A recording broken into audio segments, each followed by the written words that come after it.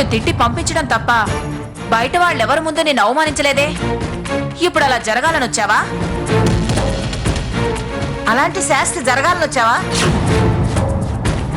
నువ్వు నా మీద పోలీస్ కంప్లైంట్ ఇవ్వడం కాదే, ఇప్పుడు లోపలికి అడుగు పెట్టావంటే నేనే నీ కాళ్ళు విరగొట్టి బయటకు తోసేస్తాను. నువ్వు ఒక ఆడదానివై ఉంటే ఈ ఇంటి వైపు కన్నెత్తి చూడ్డానికి కూడా సిగ్గుపడి ఉండేదానివి. సిగ్గు లేకుండా మళ్ళీ వచ్చావంటే నువ్వు అసలు మనిషివేనా? ఏం పుట్టావే నువ్వు? ఇప్పటి వరకు అబద్ధాలతో అందరినీ మోసం చేశావు. కన్న తల్లిదండ్రుల్ని ఊరందరి ముందు పంచాయతీలో నిలబెట్టి వాళ్ళకి ఊరి బహిష్కరణ శిక్ష పడేలా చేశావు. నీలాంటి దాని మొహం చూడటం కూడా పాపమే అవుతుంది. పోవే బయటికి. నన్ను బయటికి గెంటేసిన మిమ్మల్ని కాళ్ళు పట్టుకుని బతివులాడ్డానికో మీ మోచేతి నీళ్లు తాగుతూ మీ ఇంట్లో ఉండడం కోసమో నేను ఇక్కడికి రాలేదు. మరెందుకు వచ్చావు? ఇక్కడ నాకు కొన్ని వస్తువులు బట్టలు ఉన్నాయి, అవి తీసుకువెళ్ళడానికే వచ్చాను. నువ్వే మా ఇంటికి పట్టిన శనిగ్రహం నిన్ను వదిలించుకున్నప్పుడు ఇక నీకు సంబంధించిన దరిద్రాన్ని మా ఇంట్లో ఎందుకు ఉంచుకుంటావు? అందుకే నీ దరిద్రాన్ని కుప్పలుగా పోసి తగులబెట్టి మా ఇంటికి పట్టిన మలినాన్ని కడిగేసుకున్నావు. ఇప్పటివరకు మమ్మల్ని వేధించి హింసించింది చాలేదనైనా మళ్ళీ వచ్చావు.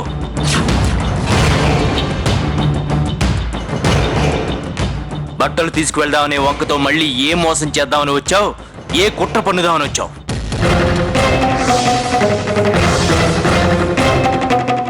సంస్కారం ఉన్నవాడిని కాబట్టి నిన్ను బయటికి గెంటేసి వదిలేశాను. మళ్ళీ ఇప్పుడు ఏమైనా పిచ్చి పిచ్చి వేషాలు వెయ్యాలని చూసావనుకో, నువ్వు ఒక ఆడదాని కూడా చూడను. పో బయట. వెళ్ళిపోయిందనుకున్న దరిద్రం మళ్ళీ ఇంట్లో అడుగుపెట్టింది. ఇది వెళ్ళిపోయిన తర్వాత ఇల్లంతా ఫినాయిల్తో కడిగి పసుపు నీళ్లతో శుద్ధి చేసి సాంబ్రాణి వేసి ధూపం వేయి.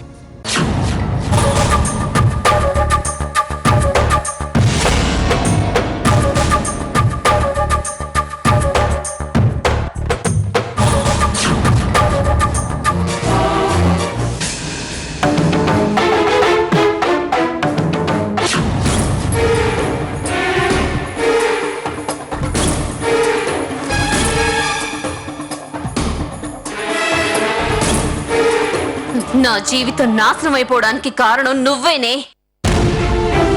నన్ను బయటికి గెంటేసి నువ్వు నీ మొగుడితో సుఖంగా ఉందామనుకుంటున్నావేమో. నా ఉసురు తగిలి మట్టి కొట్టుకుపోతావే నువ్వు.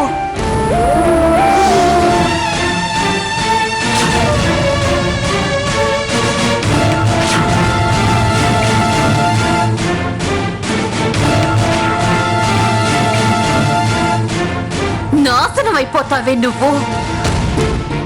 ఈ క్షణం నుంచి నీ నాశనం చూడ్డానికే బతికుంటానే. నువ్వు వీధిన పడి దిక్కులేని దానిలా తిరిగే రోజు కోసం ఎదురు చూస్తుంటానే. నన్ను రోడ్డున పడేలా చేసావు కదే పాపిష్టిదానా. నాకు అన్యాయం చేసి నువ్వు మాత్రం బాగుంటావా? నీ బతుకు అన్యాయం అయిపోయి దిక్కుమాలిన దానివైపోతావు. నా శాపం పాపంలా చుట్టుకొని సర్వనాశనం అయిపోతావే నువ్వు. చెత్తపుట్టులో చెత్తున్నట్టు నీచమైన మనుషులు నీచంగానే మాట్లాడతారు. అలాంటి వాళ్ళని మాటలు నిప్పులాంటి నీకేం తగలవు రాధిక. అయినా దానికోసం నువ్వు బాధపడ్డం ఏంటి? వదిలే.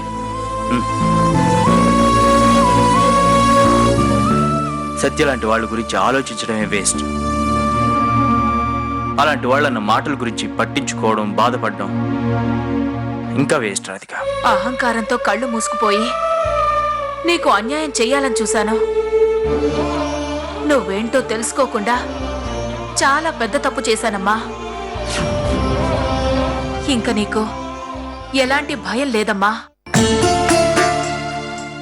ఓ అత్తలా కాకుండా నీ కన్న తల్లిలా నిన్ను చూసుకుంటాను. నిజం తల్లి.